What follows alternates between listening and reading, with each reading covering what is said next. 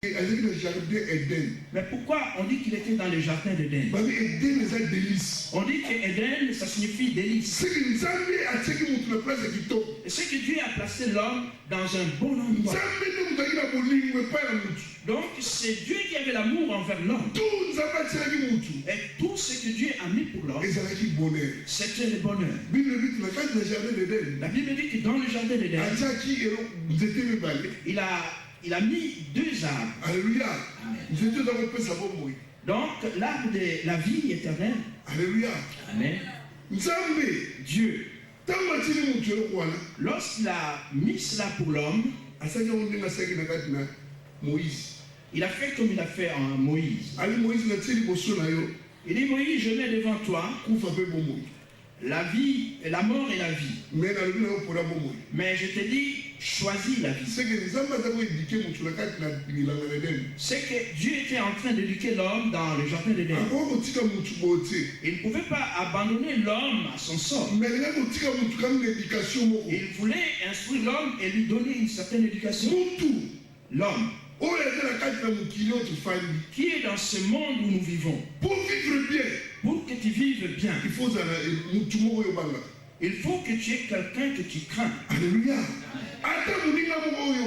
Même un ami que tu crains. Mais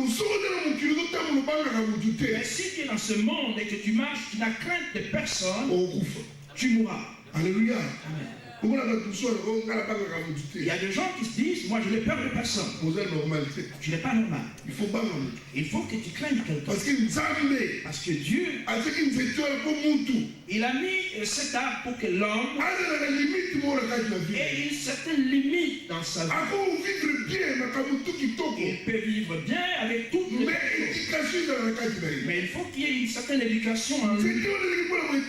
Et cet arbre était là pour l'éduquer. Pour qu'il n'aille pas au-delà de son plaisir. Donc il n'a pas placé pour tuer l'homme. Voilà pourquoi lorsque l'homme donc a péché dans le jardin des hommes, Dieu n'a pas maudit l'homme. Alléluia. Jamais l'homme n'a été maudit. Donc Dieu a maudit les sorts.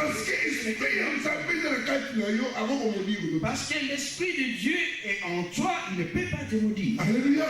Amen. Alléluia. Amen. Donc il a laissé l'homme dans la liberté qu'il voulait vivre. Mais en tout moment, Dieu est revenu vers l'homme. Bien-aimé dans le Seigneur.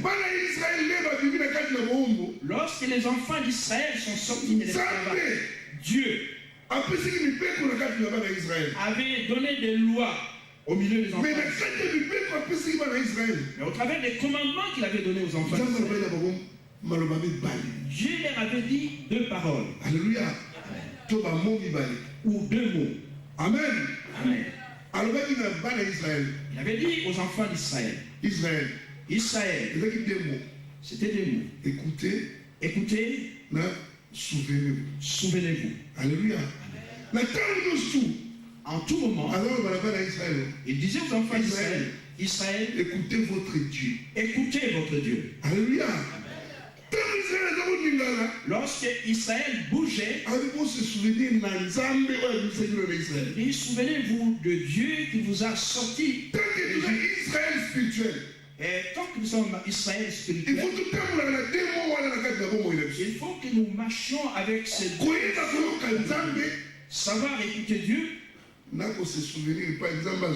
Et se souvenir de là où Dieu t'a pris. Voilà d'où vient la reconnaissance de Dieu. Chacun sait. Chacun connaît sa famille. Chacun sait de quelle manière il est né. Mais la mère peut avoir la gestation de à 1 an, tu gardes ton enfant. Et maintenant, l'enfant va atteindre l'âge où il va aller à l'école. Il va le confier à ses frères. Garde-le bien pour l'amener à l'école. Mais au travers du chemin de l'école, beaucoup sont morts. Alléluia. Amen. Et en revenant de ce chemin de l'école, jusqu'à atteindre l'âge que tu as, je voudrais te dire que donc il faut se souvenir de ton Dieu. Lorsque tu as quitté la protection de ta mère, tu as vécu beaucoup de choses dans ta vie. Et que tu peux constater qu'à ton entourage, il n'y a plus personne. Dans ta famille même, beaucoup de gens ne sont plus là. Tes collègues de l'école voulaient traverser. Celui qui s'est avancé, il est renversé. Peut-être pendant le jet, quelqu'un avec qui on s'amuse, il tombe, il meurt. Là où nous venons est très loin. Et là où nous allons, ce n'est plus long. Alléluia. Mais Dieu nous a gardés. Alléluia. Maintenant, Deutéronome 8 à partir de 16. Dans Deutéronome 8, à partir de 16, il dit: souviens-toi de l'éternel Dieu Kanisa Nzambe na yo qui t'a gardé. Oyo abateli yo. Alléluia. Amen. Celui qui te donne la prospérité. Même quand tu ne les connaissais pas, c'est lui Dieu qui te donne. Et c'est le Dieu qui te donne la force. Ne prétends pas que c'est ta propre force qui te donne. Souviens-toi de l'éternel ton Dieu. Alléluia. Alléluia. Amen. Regarde comment tu t'es élevé. Souviens-toi de la main de Dieu dans ta vie. Je ne sais pas. En Afrique, quand on est, on a la varicelle. Les enfants atteints de poliomyélite. Mais toutes ces choses sont passées dans ta vie. Alléluia. Amen. Que tu connais dans ton cœur. Mais tu es avec Dieu. Voilà pourquoi tu es encore vivant. Souviens-toi de l'éternel ton Dieu. Alléluia. Lorsque tu avances, écoute ton Dieu. Alléluia. Si tu es assis, souviens-toi de l'éternel ton Dieu. Pour tout ce qu'il a fait pour toi, la manière dont il t'a gardé, pour que tu arrives jusqu'à ce jour pour asseoir et écouter ce que nous sommes en train de dire. Souviens-toi de ton Dieu. Alléluia. Amen. Souvent, lorsque la souffrance atteint son paroxysme, et tu vois l'homme commencer à penser: est-ce que Dieu existe-t-il réellement?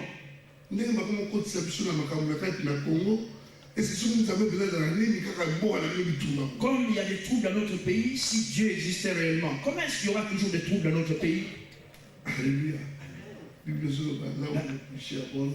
La Bible dit: la grâce. Alléluia.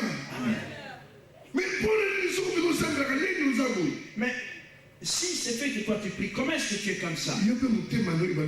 Et à ce moment-là, ton cœur commence à bouger. Mais souviens-toi de l'éternel tout. Et je te rappelle, mais regarde pas la souffrance que tu as. Mais souviens-toi de là où il t'a pris. Je dis toujours que où l'un de tes parents est vivant, essaie de parler un peu avec lui, il est en train de lui des temps et voir ta vie jusqu'à ce que tu deviennes conscient. Et en ce moment-là, tu comprendras la main de Dieu dans ta vie. Jusqu'à atteindre l'âge que tu as, ce n'est pas ta force. Ce n'est pas ton amour, et c'est parce que Dieu t'aime. Alléluia. Amen. Alléluia. Amen. Nous ne savons pas comment reconnaître Dieu. Amen. Amen. Tant que tu sais que ton père est ton père. Et le père qui t'a engendré physiquement, c'est ton père. À tout moment, quand tu penses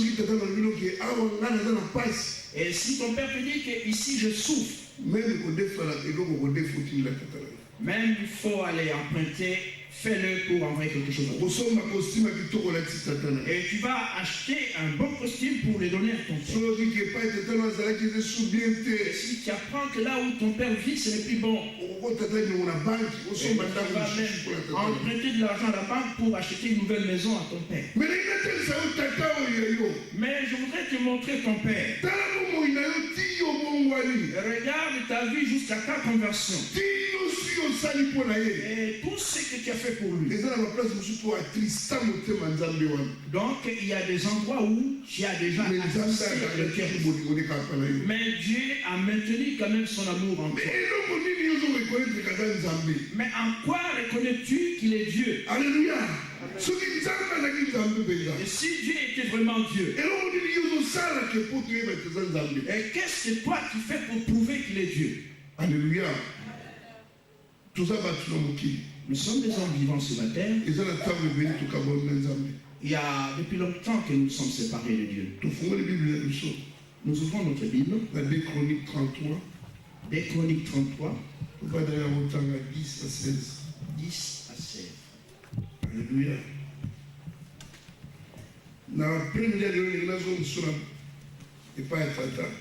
Cet après-midi, je voudrais te ramener à ton Père. Que tu connaisses l'amour de Dieu, du Père pour toi. 2 Chroniques 33.